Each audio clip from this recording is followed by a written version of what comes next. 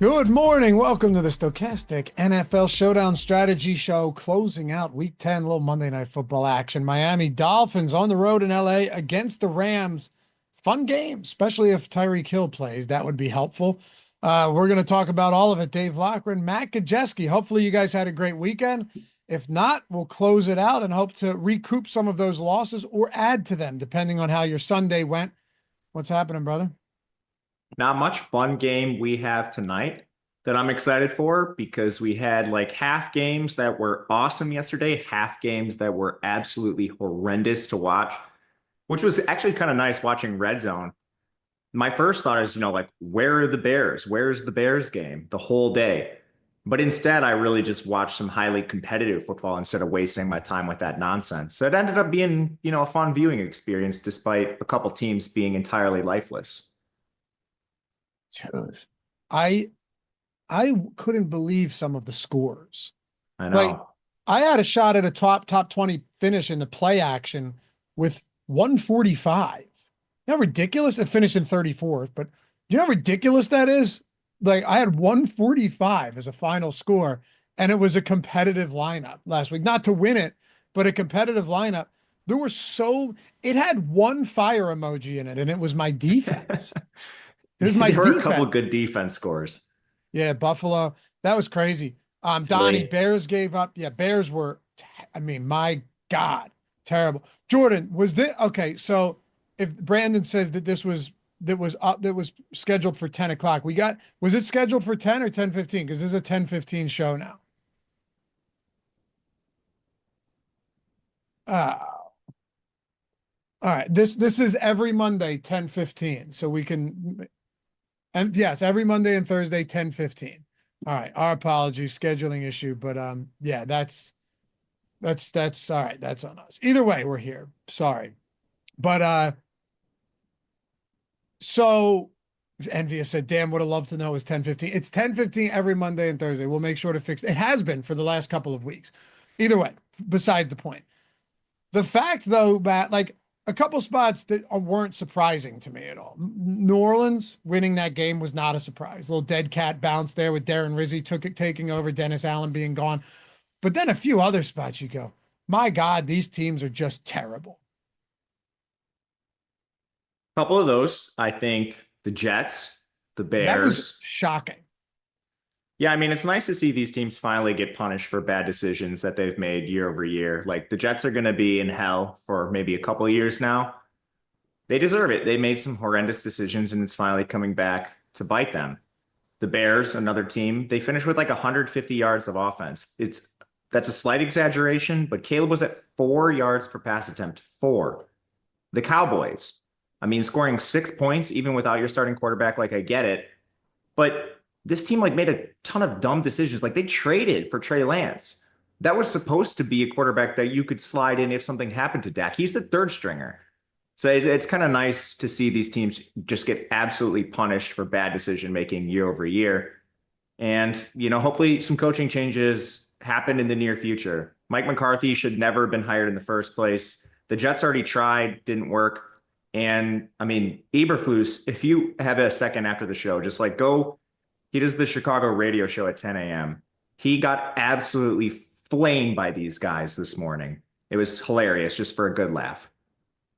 I will. I can't wait, actually. It's great. Can I tell you how excited I am to see that the Eagles have two legit corners? Like Quinyon Mitchell is nasty. And I know it was Cooper Rush, but that team had like 60 passing yards the whole game. And Cooper DeJean, how did they let him get both, Matt? How did they let them get both of those guys? Dude, you and I have talked about this a couple times this year when Philly's been on island games. I feel like we've always said like their pass defense was going to go through their lumps to start the year, but you just can't have all of that talent invested in your secondary and suck. Especially like DeJean missed almost the entire summer. He was coming Almost all of in. it. Yeah, he was coming in completely inexperienced, like even more so than normal rookies. So I'm not surprised they're much better. Me neither. They're really damn good. It's not like Darius Slay's probably the third best cornerback on that team right now. I'm And not he even was in and kidding. out of the game. I know. All right, I got to ask you one thing, and then we get going. Monday Night Football. The chat needs to know. You probably know where I'm going with this. There was a game, Matt, on Thursday between the Baltimore Ravens and the Cincinnati Bengals, and there was one player in specific who had a really good game. Goes by the name of Jamar Chase. Run the tapes back. I said he was the 6th or 7th best receiver in the NFL. Typically, receivers that are ranked 6th or 7th in the league have those games once in a while. Check you were ready. Yeah, you were ready for this. You were ready for this, weren't you? People act like I said he was De'Ami Brown. I said he was the number 6 receiver in the NFL. So and people are out here like, oh, Jamar Chase this, Jamar Chase that. It's like, buddy, go back, check the tapes. Look at my best ball exposure among the players in the first round. He's probably the highest. Just like, good God. People don't listen, man. So there's hundreds of wide receivers on the active roster. You'd say 6 out of several hundreds. Not too bad, right? Yeah, I mean, I went through the ranking. So it was Justin Jefferson, Tyreek Hill, CeeDee Lamb. I can't remember them all. You had AJ Brown ahead of him. AJ Brown. I think you had Amon-Ra. You could debate those guys. I'm definitely willing to listen to arguments, but I mean, you guys think AJ Brown is definitively worse than Jamar Chase? Like definitively? Like, give me a break. Would you say that he's better than Marquez Valdes-Scantling? That's a tough one, man. All right, let's get into it. Hey, if you don't mind, take a single second, atone for your sins this Monday morning. Hit that thumbs up. Subscribe to the channel. Leave a comment down below, whether you're watching after the fact or whatever. It goes a long way for us. It helps us feed the algorithm, and we're grateful and appreciative to you guys who help us out. It goes a very long way. And if you ever want to listen in podcast form, link in the description. Or actually, don't even worry about that. Just check it out on iTunes or like Spotify, whatever. Just type in Stokastic DFS, and you will get there. Einsteinium said Matt will die on this hill. He also said Chase is the best receiver this season, and it's not even a debate. That's not true. That's not. He's had one good game, 2 good games. The best this season, out of everybody. People are just really opinionated, man. He's a really good receiver. And also, I still don't think it's, define close, but I think Justin Jefferson is definitively better than Chase. I'd put Chase top 5 because I'd put him ahead of Amon-Ra St. Brown. I can't even remember if that's the guy I said. I might have said like Nico or something. Well, anyway, it's close. You could put him at 5 and I would have no complaints. Nico's pretty good too. All right, let's do it. Einstein Triple Crown right now. Yeah, I mean, but I think you could make an argument that like if you took Devonta Smith and everyone else out of an offense for a lot of these other teams, those guys would have those numbers too. But yes, he's awesome. Let's talk about it. Miami at the LA Rams. All right, Matt, I'll tell you what, very fun game. Very fun game. A lot of great skill players in this one. But the looming question now is Tyreek Hill. My assumption, I've been wrong before, I'll be wrong again. My assumption is that Tyreek Hill will play. This guy has been, like, the level of durability for Tyreek Hill over the years has been remarkable. Seriously, like, when does he not play through a minor injury? And I'm not saying it's minor in the sense that, like, oh, no, he's been good to go the whole time. I know he hasn't been practicing. It's a wrist injury. It's not a lower body injury. The good thing is if he plays, I'm not going to ding his numbers or his projections. I'm going to assume he'll be good to go. But as it stands right now, I will be going at this working under the assumption, things could change, that's why we have live before lock, that Tyreek Hill will be active and out there tonight. I'm going under the same assumption as you. We haven't projected fully right now. It doesn't appear that we have any docs or anything on him. So I'm just going to work under that assumption until something suggests otherwise. So yeah, we're in complete agreement with that. Yeah. An additional day to rest as well. Yeah. We'll see. But you know what's crazy? How are you not laddering him to 100 if he plays plus 225 on 100, Matt? Listen to me. Plus 220. This is a guy last year who almost every single week had a receiving prop above 90 yards, right? Like, 1 week he had a receiving prop of 109.5. Can we think about that for a moment? I know he hasn't been as good this season. Tua has only started and finished 3 games. He has 72, 130, and 80 in those games, right? So those still aren't bad performances.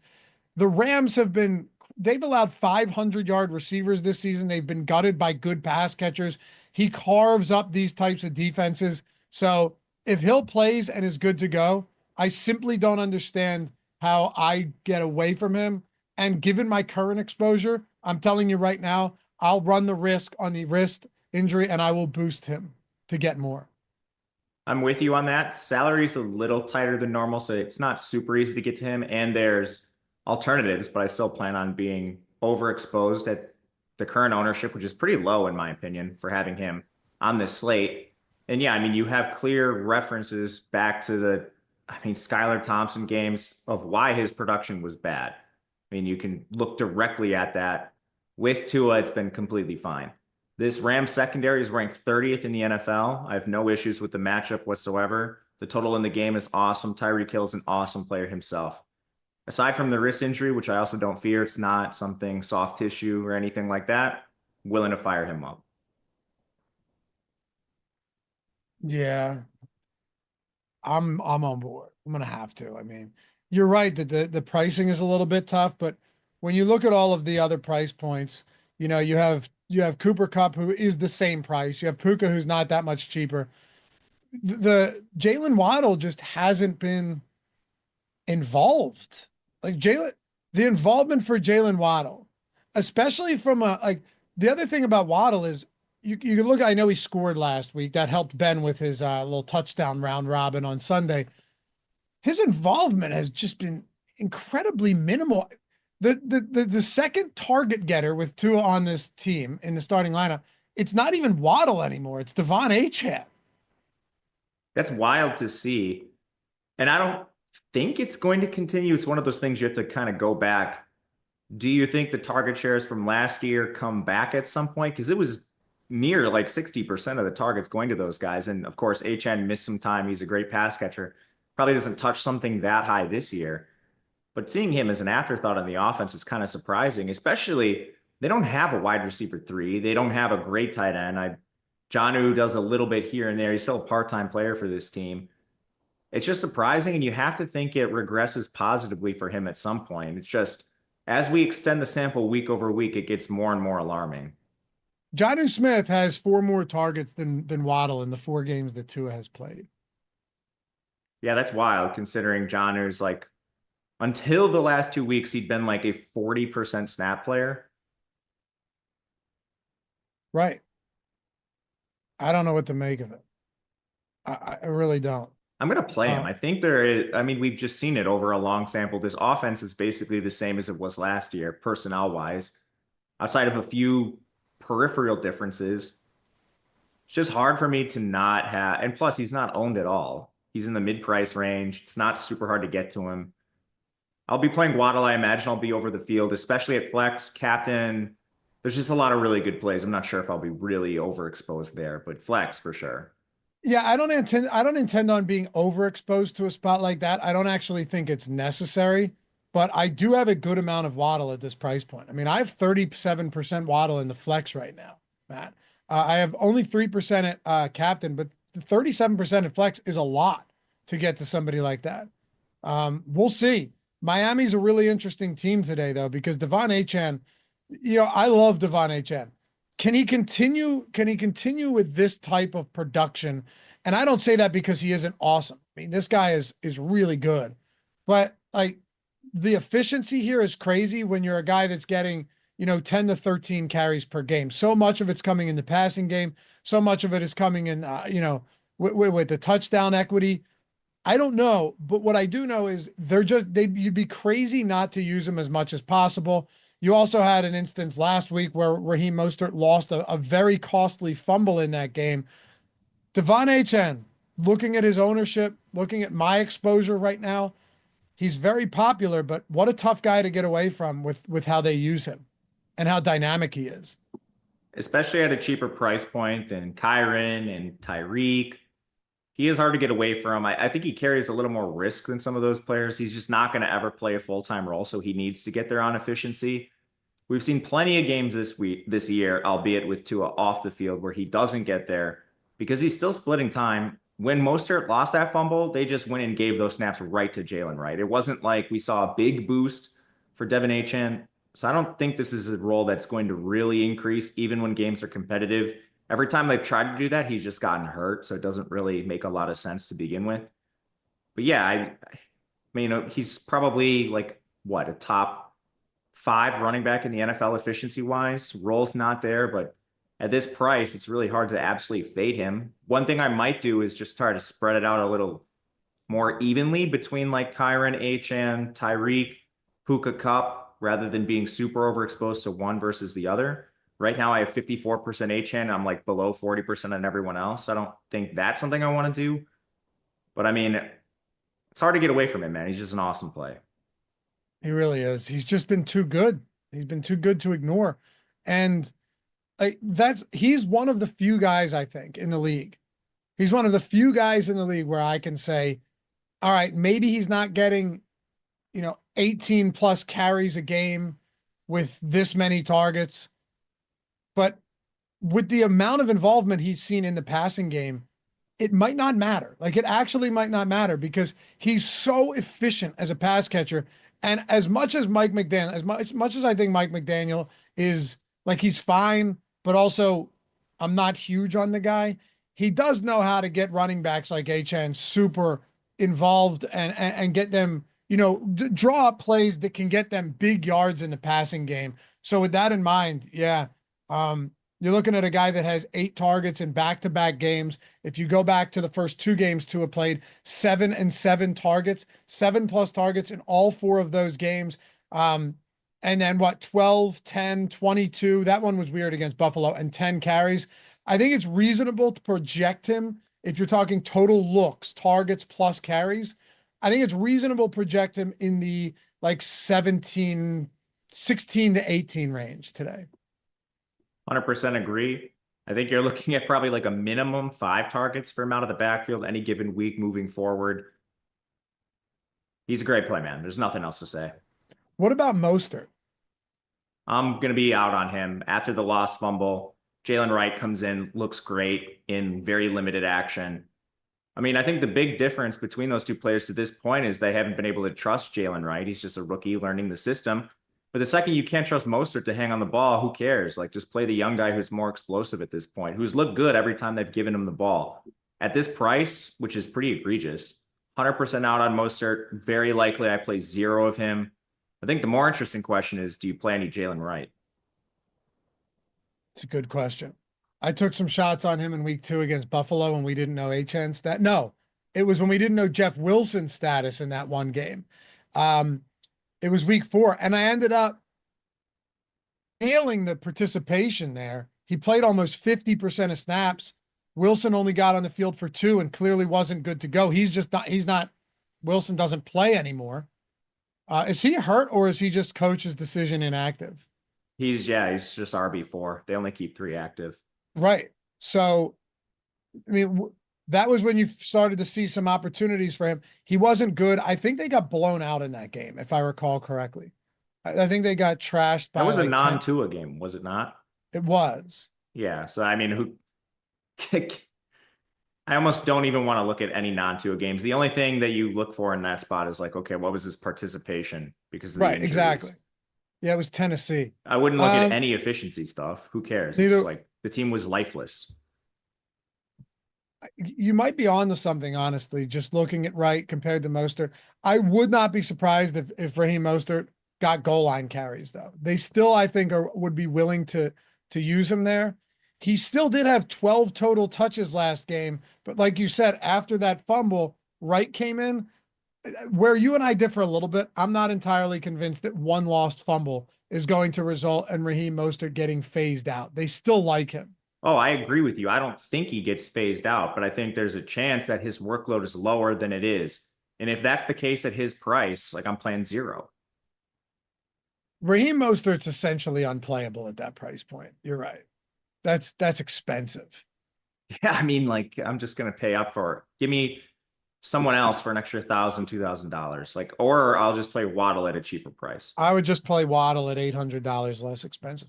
By the way, how crazy is it that Stafford's $8,600? That's like backup quarterback territory. Not backup Okay. quarterback. That's like backup quarterback who's starting a game territory. Like Skylar Thompson if Tua was out territory. Yeah, I got an absurd amount of him, which makes sense at that price. He's my highest exposed player right now in the flex. I don't think that's going to change for me throughout the day either. No, I mean, he's got Cooper Kupp and Puka Nacua back. You know, you look at his last two games with both of those guys. Understandably, Puka Nacua went or was ejected in the first half of last game, but Stafford was phenomenal against Minnesota. 4 touchdown passes, just excellent, and he finished with 26 DraftKings points, 4 touchdowns, 279 yards. Last week, you could look at it and go, well, he wasn't, or so, yeah, last week.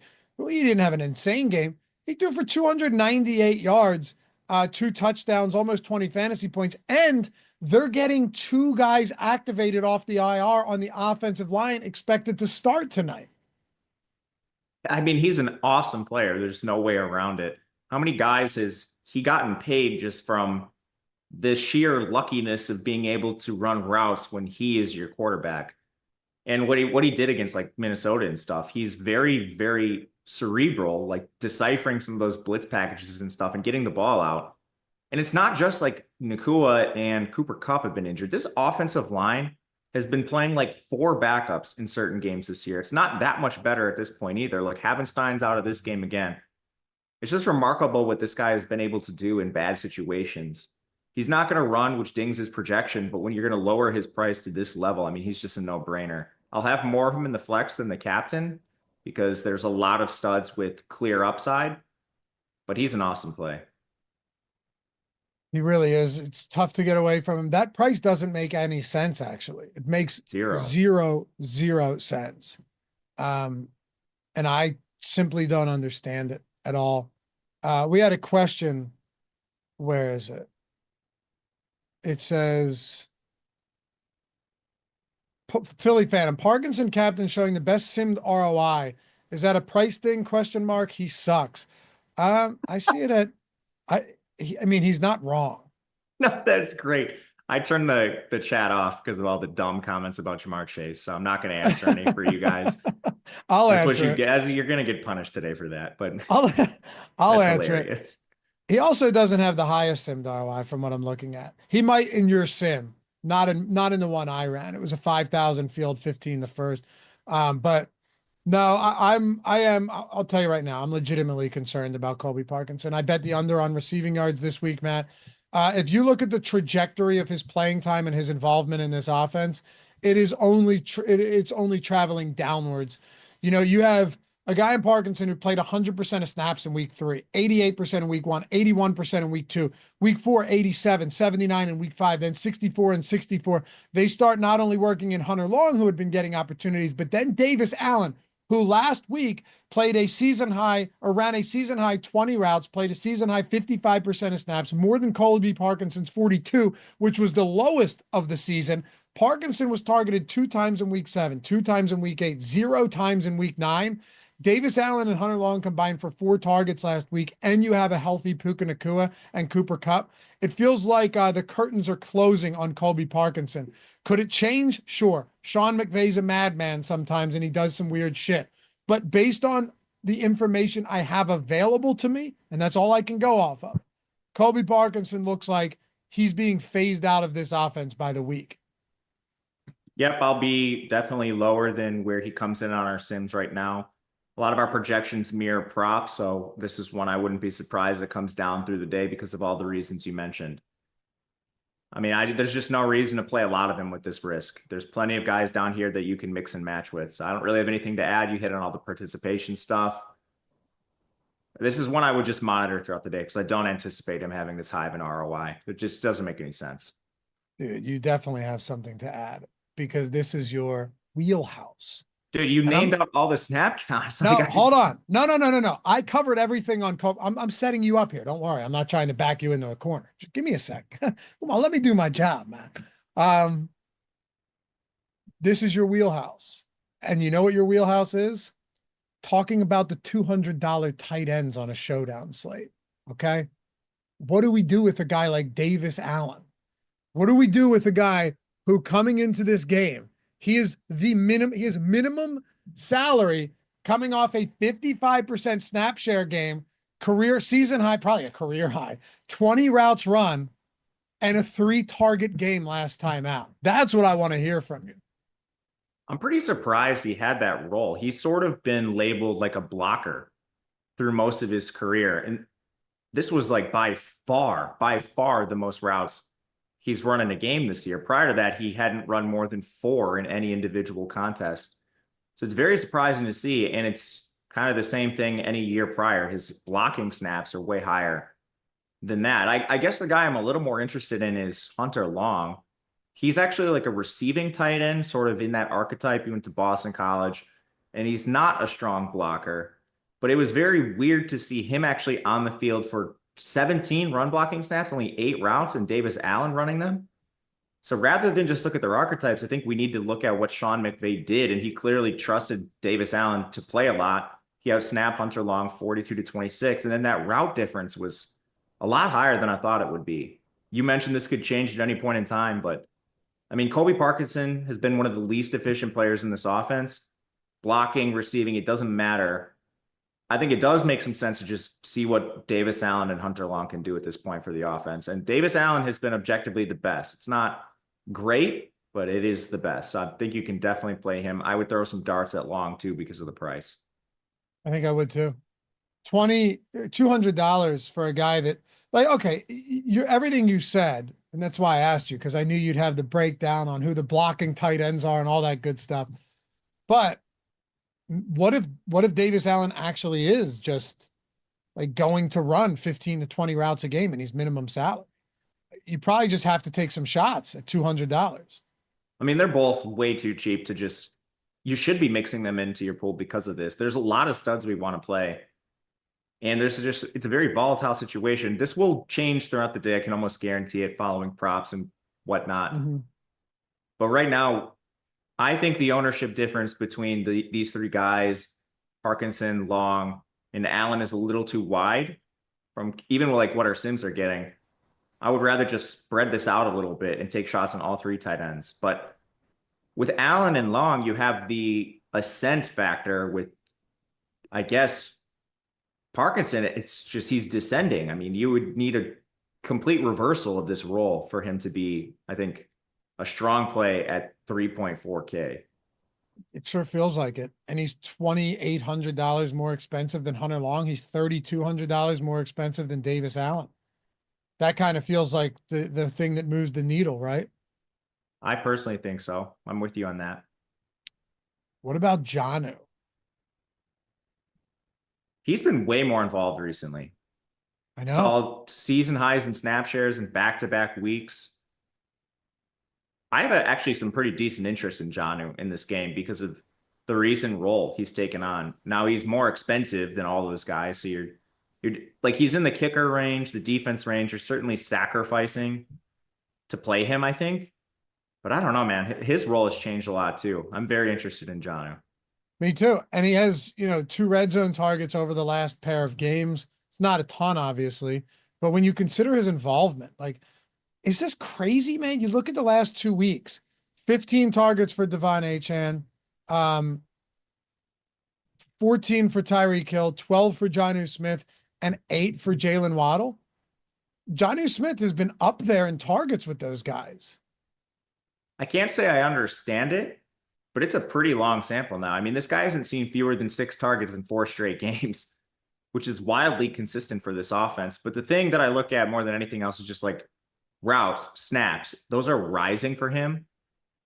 And I don't think that's going to change all that much. They're going to use more than one tight end. Hill, whenever he's active, he'll be out there to block. Smythe is kind of the same thing. They use a fullback often. So he's never going to be like 100% of the snaps. But man, he's pretty involved right now. And I don't know why. They also don't have a wide receiver 3. So I don't really know why you would be trying to force Malik Washington or Odell Beckham onto the field, especially Odell Beckham. Like, let me just do the rookie, try to develop him, see if he can be something. Odell Beckham stinks. There's no reason to ever have him play a snap. Surely he's toast, right? I mean, it's over. Yeah, he needs to get into commentary or something. I mean, he's done. It's over. Yeah, I don't see how you do that. What's it? And then you talk about like involvement for these guys. It's still concentrated. It's just less around Jalen Waddle. The last two games, it's just crazy. Malik Washington played how much has he been on the field for? Malik Washington, last 3 games, 36%, 25%, 34%. Okay, so he's getting like a third of snaps, basically, right? And he has a horrendous targets per route run. Terrible. Horrendous. Well, I don't think he's been targeted over the last 2 games. No, he's out there getting his cardio in. Is he? Yeah, he is, man. And with that in mind, who else is actually getting the targets, right?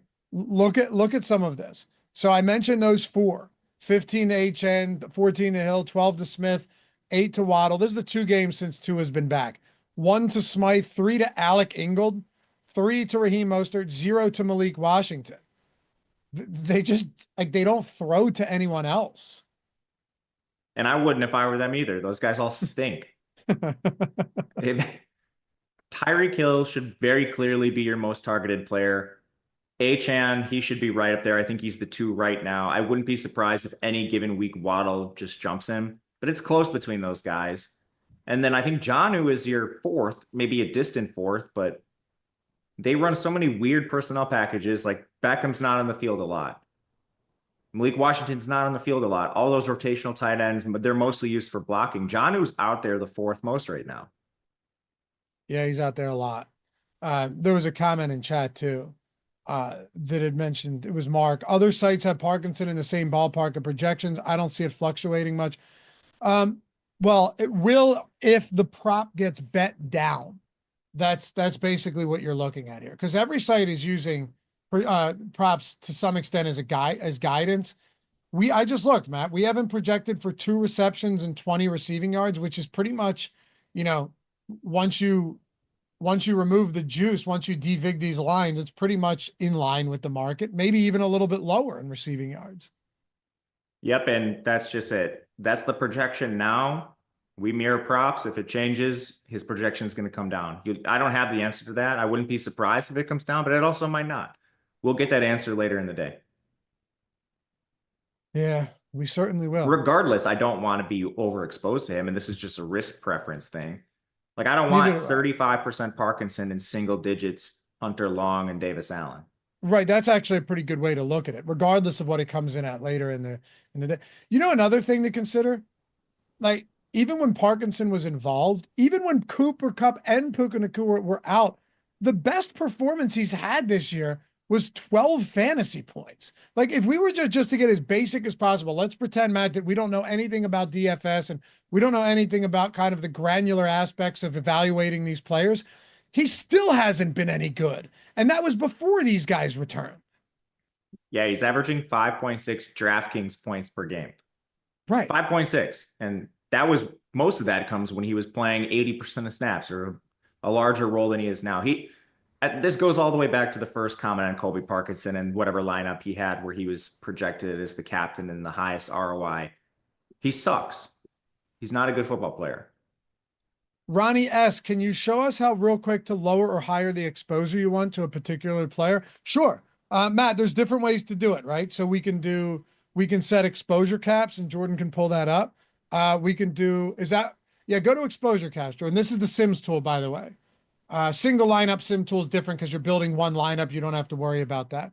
But you can go to exposure caps, go to lineups, Jordan, go to lineups, and then you'll see exposure caps pop up. So now you can adjust exposure caps there. I did that a lot yesterday on the Sunday slate. That's one thing where you can, if you're getting a ton of a guy, you don't want to toy with this projection. Because mind you, if you're Matt's perfect to talk about because he does a lot of projections for a lot of sports. Matt, I think it's pretty important for people to understand that if you are going to adjust projections on one receiver, that means that it has to be reallocated elsewhere, or else you're just screwing it up. Yeah, it's a domino effect. And you'd be surprised how much a small change affects an entire slate. And we did this one time when it was a Philly game. Especially on a showdown slate with one game. Even more so, yeah. I mean, we did this. We increased the player's projection by a half point in a Philly showdown. And then our ownership, or excuse me, our individual exposure, at least mine, jumped from like 3% up to like 40. So I prefer to do the ROI boost if you're trying to bring it up, or the exposure caps if you're trying to bring it down, rather than adjust the projection. If you can avoid it, there's some situations, last second news, which isn't a huge problem in NFL, where you might need to do it, but I don't see that being the case in this.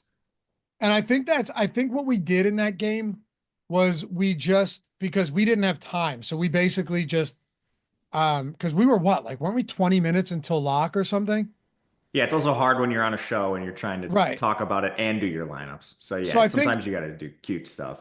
I think all we did though was we boosted Covey and we took it away from Johnny Wilson.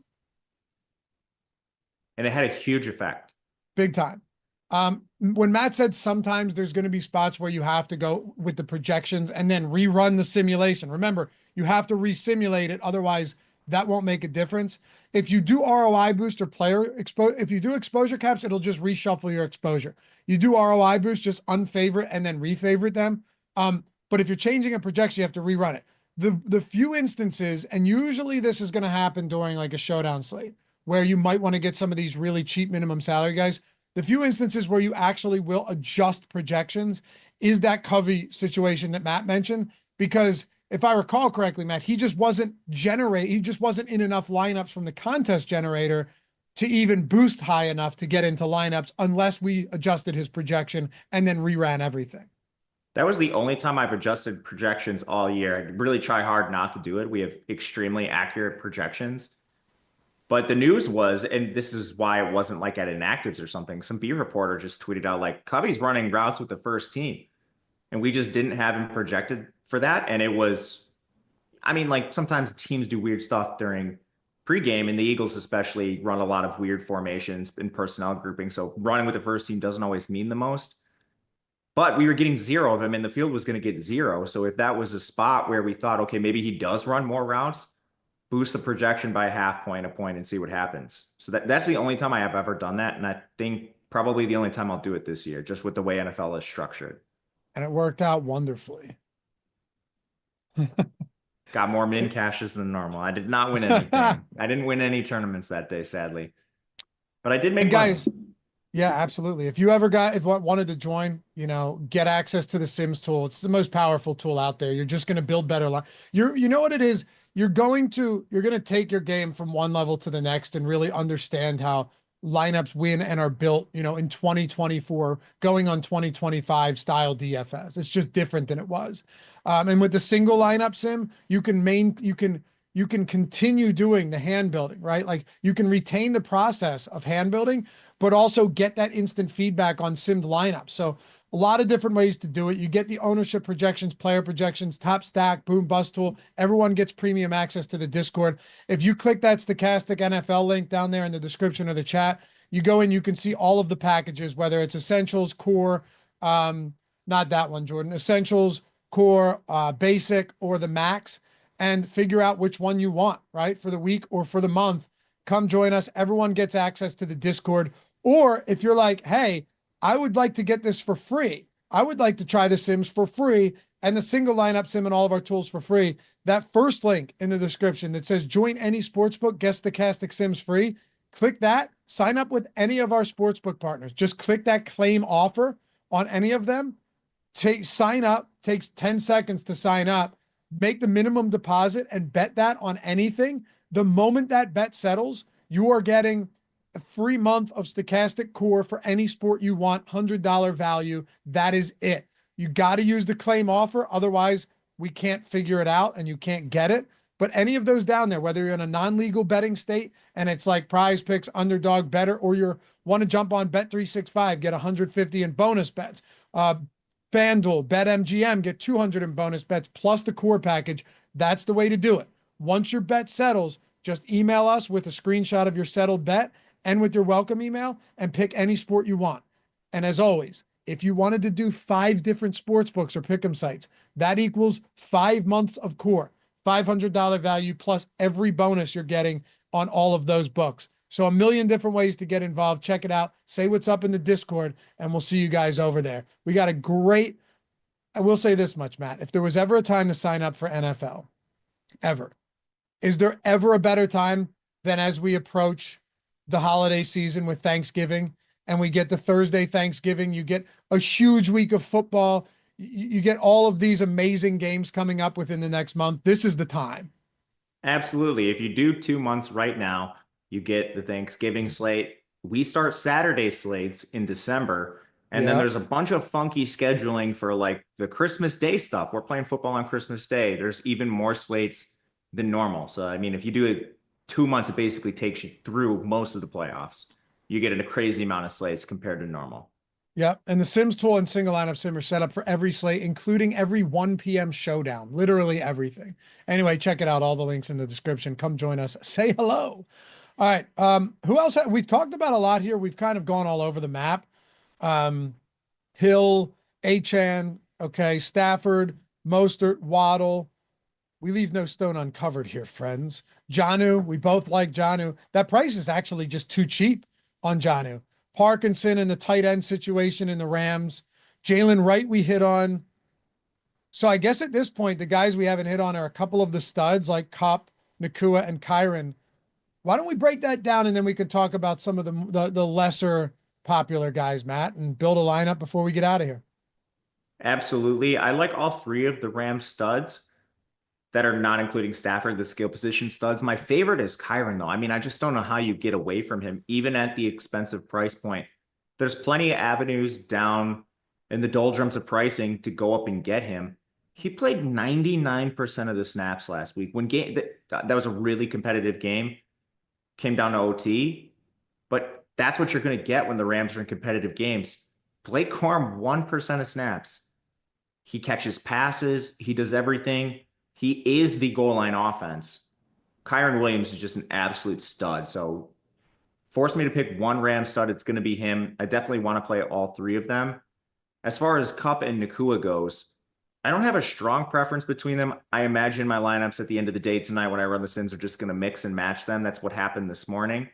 Or maybe just run them both in a Stafford stack in certain lineups. If you made me pick one, it would be Nakua just based on price. You save $800 with him, which you can use. But I don't have strong preferences. These are 2 awesome guys that probably soak up close to 60% of the targets tonight for this team.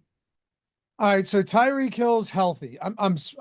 This is a hypothetical, right? So yeah. Let's say Tyreek Hill's healthy, and you have Hill, you have Puka, and you have Cooper Kupp. Clearly, the way you're building lineups is going to factor into that, which is why right now I have a good amount of Kupp and Nakua, more than Hill. That's because I have a lot of Stafford, right? I have a ton of Stafford. His price is just so low, and those guys soak up such a massive target share. How would you rank them? I know it's tough to do, but how would you rank them? Yeah, I can do it for you. I definitely have a preference. I would just say if you're running a portfolio lineups, you're playing like 20, 150, spread it out. Don't just lock in on one of these guys. Kyron is my favorite. Rams are favored, nearly a field goal. He just has an untouchable workload right now. This is a top 3 role in the NFL, in my opinion. Number 2 is Tyreek, assuming that there's no funny business with the wrist at full strength. Even at this price, I think he's completely fine. And then my 3rd is probably Achane if we're willing to include him. He's close between the 2 Rams receivers, but I plan on spreading myself to those players a little bit more. That workload there was a comment in chat that Kyron is touchdown dependent. I mean, look, you're not wrong in that he hasn't been involved in the passing game, which kind of stinks. But the fact that he is getting 20 plus carries every single week is just crazy. Would you consider any Blake Corum on a slate like this? No. And I don't like Kyron Williams is out there on every single pass play. I know. We have a large sample of him being plenty involved in the pass game. I have no issues playing him whatsoever. The only thing I think might be sticky week to week with his pass game stuff is they are using him to pass block at a higher rate than what we've seen in previous years. Their offensive line is just battered, and it's getting a little better, but it's still not going to ever really be a strength for them until they get their guys back. So maybe you still see him pass block more often. But yeah, I mean, he's out there every single play. He only missed one snap last game. I know he played 76 of 77 snaps. Like, dude, even when he does pass block, he's going to just walk into like 6 target games sometimes because he never leaves the field. That's going to happen. Probably isn't his baseline, but it's certainly in the range of outcomes. Right. It's not his baseline, but we saw 5 receptions against Minnesota 2 weeks ago. Did he do much with them? No. Well, he had a receiving touchdown, but 7 targets. That is an outlier for sure. But if you were to tell me that he's playing 90+% of snaps every week, I think you're baking in like around 4 targets, Matt. Yeah, I think so too. Like, go back and look at last year's target numbers. He's a monster in the pass game. Maybe that's a slight exaggeration, but plenty involved. It's crazy. Anyway, what are your top 3? You rank them. I want to hear this. Sure. I mean, I'll give you my top 4 since we're including. Well, wait. Okay, so are we saying like top 3 out of the 5 of Williams, Kupp, Achane, Nacua, and Hill? That's what I did. All right. There's a part of me that loves Tyreek Hill today because if he's good and there's no limitations, this guy, I'm just not convinced that he's like that we shouldn't expect these massive games from him. I think the negative kind of sentiment has come a little bit on hard, come on a little bit too hard. But the price would suggest other. Look, if this were last year, Tyreek Hill's by far the highest priced player on this slate. Just telling you right now. I agree with that. Yeah, it's not last year, but I would go Kyron first because of the workload, and then Hill, Nacua, Kupp, Achane. Damn, Achane that far down. Well, only because I have so much Stafford right now that let's see. Hold on a second. Let me see where, just from my exposures, where I have them, because it's really hard to rank these guys. It certainly is. I agree with you in the top 2, and then I kind of want to just spread myself between Achane, Kupp, and Nacua. Achane is my second highest exposed player right now. I could just be off there. Maybe I should have him. Maybe I should have him higher than he is. I probably should. You know what? I should, because while he's not a 25 touch per game guy, never going to be, right? Like you're projecting him probably 17 touches or 17 looks. He's also $1,400 cheaper than Kyron Williams. He's less expensive than Cooper Kupp. He's $600 less than Hill. So I guess what I'm running into is like between Kupp and Nacua, I'd be lying to you if I said I had a real read here, because I don't. And it could be either one of them every week. We have them with a nearly identical projection. It is 0.10 fantasy points separating Cooper Kupp and Puka Nacua. How do I, outside of just lying to you, give you an honest assessment on which one of those guys is a better play today? You might argue that it's Nacua because you're getting a discount on him from Cooper Kupp. Yeah, I think if you have the 800, go ahead and play Kupp. Otherwise, just be completely fine with Nacua. I'm gonna have a lot of them both. Yeah. What about guys like, all right, so the guys we haven't talked about, Malik Washington, you said the targets per route run, it's essentially nothing. Alec Ingold, Demarcus Robinson, Tyler Johnson, these type of guys. Is there any meat on the bone with any of them? I don't think so. Demarcus Robinson is priced as if one or both Nacua and Kupp are not playing, which they are. So he's poorly projected, price adjusted, and the other guys just don't play when everyone's healthy. So you would need probably an injury for Tutu, like any Tyler Johnson to even see the field. And Whittington's supposed to be back too, so that kind of muddies this even further. And last week you only had 35% of targets, or I'm sorry, of snaps for Puka Nacua because he got ejected in the first half. Now you expect him to just play a lot more of those. Demarcus Robinson played 70%. Tutu Atwell played 34%. Tyler Johnson played 38%. What is a reasonable snap participation for Puka Nacua today? Because I'm going to go out on a limb and say that I think Puka Nacua's snap share is going to be right up there with Cooper Kupp today, which means that you're probably going to have two guys around that 90% range. That's exactly where I would put it. 90+% for them both. Yep. Robinson I don't know. Probably at like 70, and then sprinkle Atwell and Whittington. I also couldn't tell you because I didn't look how many snaps Nacua played in the first half. Like how many of the offensive snaps before the ejection that he played. But this is his third week back. There's zero reason to assume that they're still working him in. That's just no reason. So, yeah. The other pass catchers start looking really ugly. I know Demarcus Robinson had that huge game for Showdown a couple weeks ago. All of that seems like it's in the past. If I'm going to the value, as ugly as it is for the Rams, I think it's at the tight end position. Just pay all the way down in full punt. Yeah, I'm with you on that. I think that's the case too. Helps you get another stud, and it's just so volatile anyway. Why not pay all the way down? Anyone at Miami that we haven't talked about yet that deserves some recognition? Durham, Smythe, Alec, Ingold. There's some gross spots here. I don't think any of them should enter lineups outside of like one lineup in a 150 set.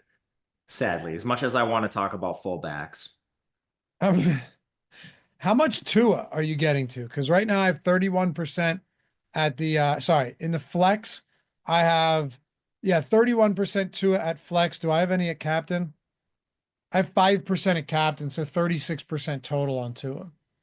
Yeah, I'm about there with you. If you include the quarterbacks and all of those in like the stud discussion, he's probably my least favorite overall, behind Stafford, price adjusted, certainly behind all of the skill position players we talked about.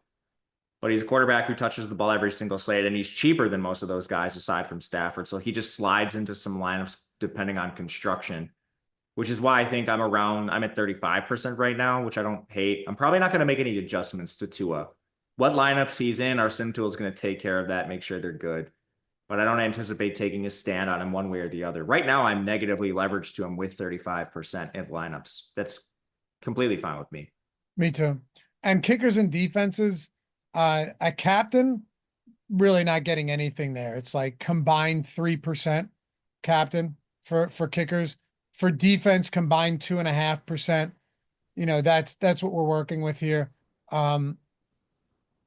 I'll say, like, if this changes, if I were to boost these cheap tight ends a little bit, I think I'd probably get even less kickers and defenses, Matt. I agree with you. Just first of all, they're both bad defenses. Rams come in 24th in efficiency. Dolphins come in 26th. That coincides with the total of this game. It's up 48.5, 49 points. And we have some value pieces that project decently. I am more interested in the kickers than the defense just in general, but they're pretty close in price to some of these other players like Waddle, where in most instances, I'm just going to try to find the salary and then punt if I have to. Shall we build a lineup before we go? Yeah, let's do it. Let's do it. And by the way, guys, you ever want to just get free subs to Stokastic, get that beautiful ring, and all that other good stuff that comes along with it just for playing DFS and winning, Stokastic.com/HOF. If you haven't done so yet, download the avatar, Stokastic.com/HOF. Any of those beautiful 5 avatars that you would like. Actually, there's 6. There's another one that's on the site, the original. Check it out. Download them, use them wherever it is you play. Finish top 3 in a field of 5,000 or more. Jordan put it on the screen. Doesn't matter if it's a 10-cent entry. Does not matter. Just tweet your win, screenshot with the avatar.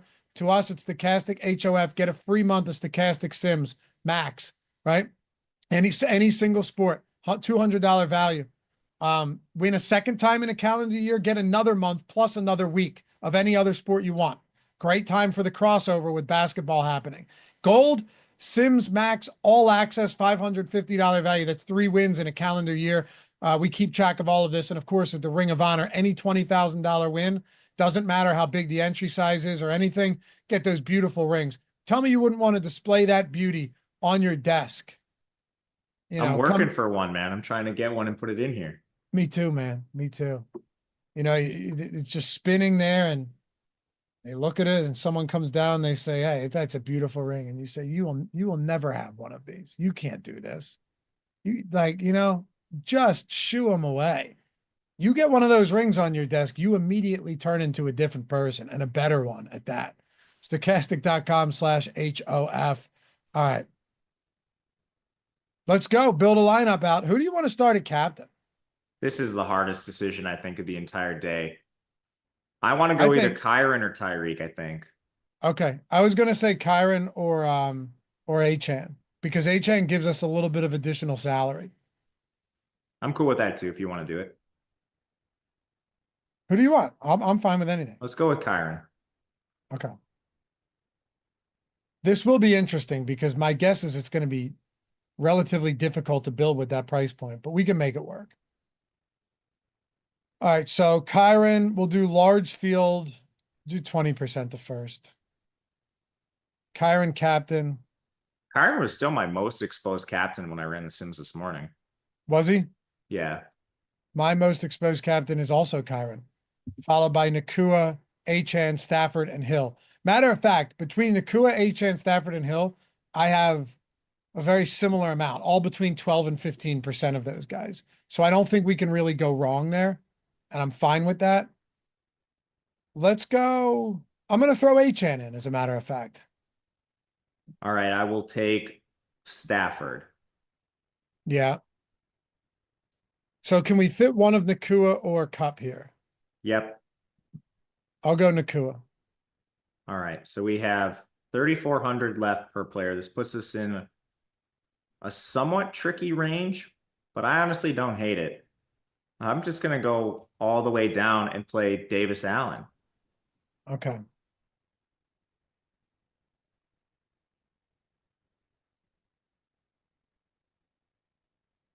$66 gives us Waddle. That's pretty nice. Yeah. Yeah. You have Achane and Waddle. So it's a Hill fade, a Cup fade, with Stafford, Kyren, Allen, and Nakua. Okay, we're 35%. What would happen? So that's not bad. It's in the positive. Also, if you watch this, Jordan. So let's try one thing, Matt. What if we bring Parkinson down by 1 fantasy point? Allen's at 0.73. What if you just brought Allen up to 1.73 after that last game? I bet this looks a lot different. It's got to be. It's got to be even higher positive. So, Jordan, bring down Parkinson by a point, bring Davis Allen up by a point, and see how this looks. It has to, right? Like, it has to. I think so. We know it'll look better, but I'm wondering how much better. Is it a lot better or just not much at all? I'm guessing it's pretty nice. Like 50%? Yeah.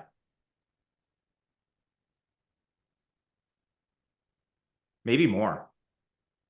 Well, that's not right. It went down. Hold on a second.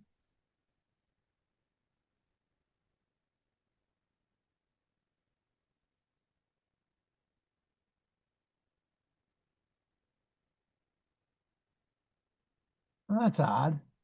There's no way it went down. Huh. That just flat out makes no sense. It doesn't make sense. It doesn't.